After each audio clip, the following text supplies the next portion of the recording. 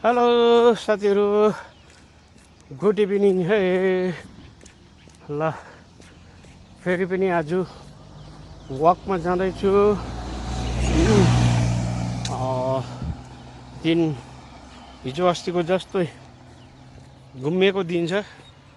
दिउँसो त अलिकति घाम थियो, अहिले घाम पनि हराइसकेको छ।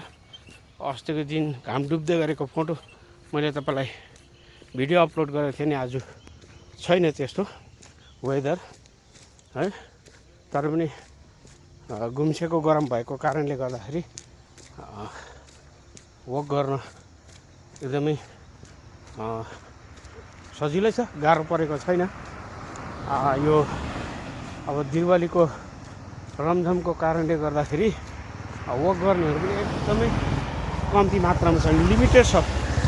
धेरैजना यो दसैँ र दिवालीले गर्दाखेरि मर्निङ वक इभिनिङ वक आउन छोडिसकेको छ। र पनि आजको दिनमा म फेरि वकमा निस्किसकेको छु है त साथीहरू। ल आजको अपडेट यतिमै राख्दछु। हस् त, फेरि भेटौँला नेक्स्ट भिडियोमा।